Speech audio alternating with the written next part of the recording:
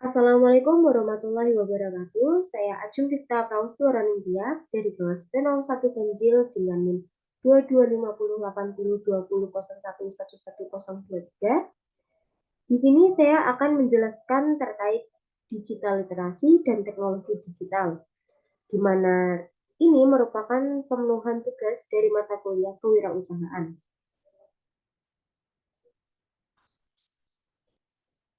Oke, yang pertama-tama kita harus mengetahui apa sih literasi digital itu.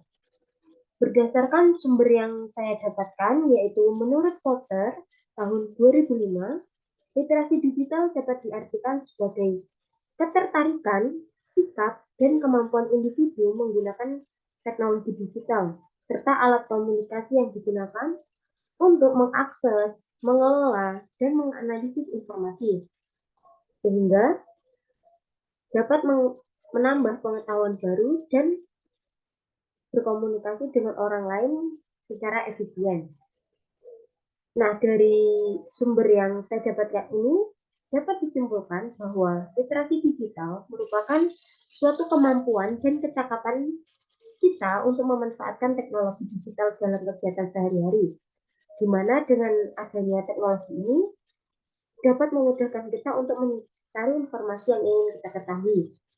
Namun, literasi digital ini tidak hanya tentang membaca maupun menulis, tetapi juga kita juga harus pandai memilah dan menelaah informasi yang kita dapatkan, di mana literasi digital dan teknologi digital ini memiliki ikatan yang tidak dapat dipisahkan atau memiliki korelasi yang sangat kuat begitu, di mana teknologi ini bisa dibilang sebagai wadah atau sarana untuk kita melakukan literasi digital, sehingga kita mengetahui informasi-informasi yang ada di luar sana.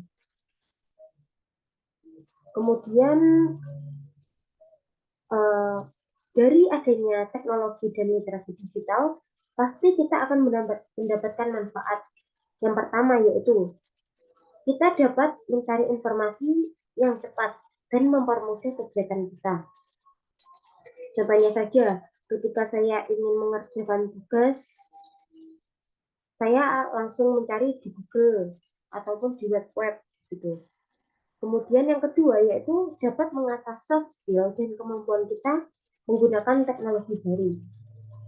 Sebagai contoh, ketika kita melakukan daring ataupun tugas yang diberikan seperti sekarang ini, pasti saya akan mengulik-ngulik begitu, akan mencari tahu tentang bagaimana sih penggunaan Zoom ini dan bagaimana cara uploadnya di YouTube, itu contohnya.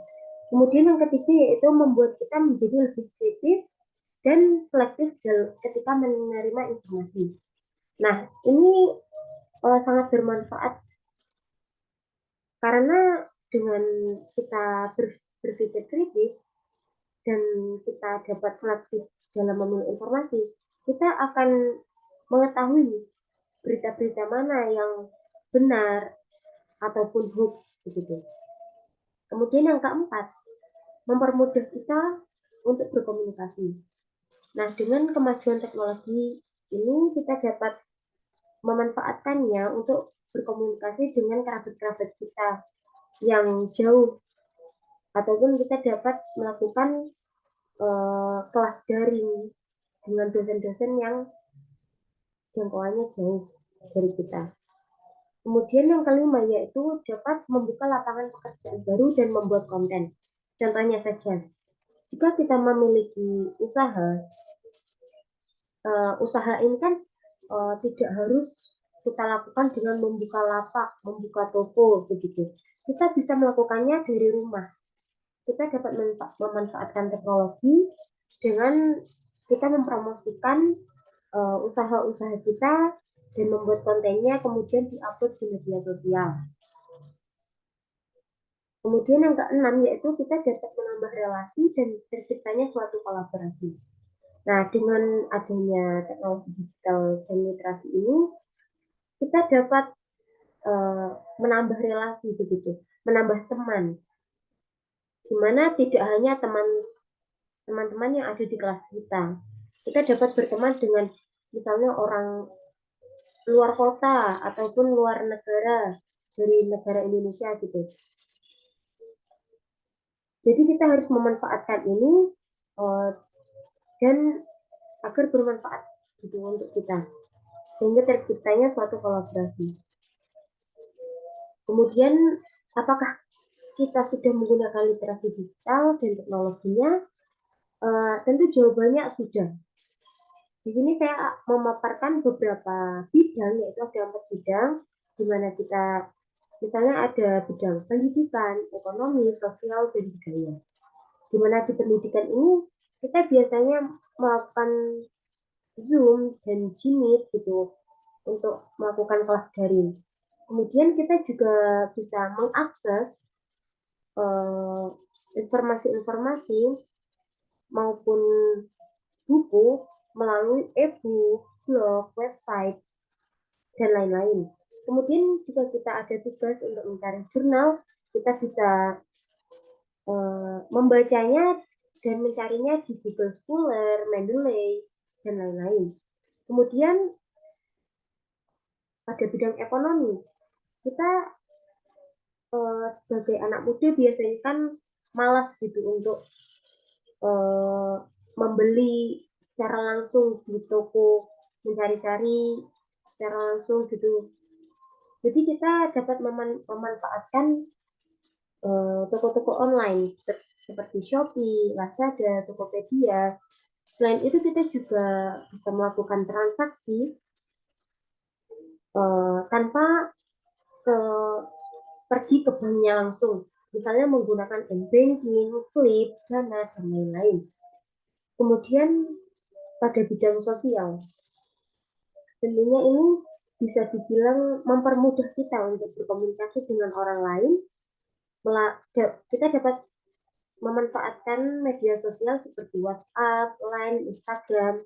Selain itu, kita juga ketika ingin mudik gitu, kita juga dapat memanfaatkan aplikasi seperti KAI Akses, tiket.com. Jika kita ingin berlibur, kita juga dapat memanfaatkan Traveloka.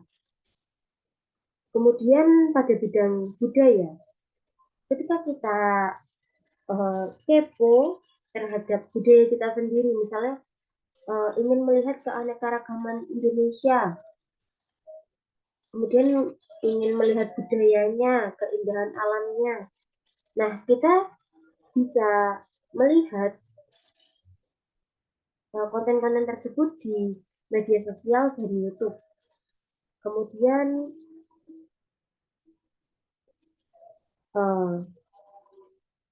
pasti jika tadi ada dampak positif, pasti teknologi dan literasi digital ini pasti uh, akan menimbulkan dampak negatif pula.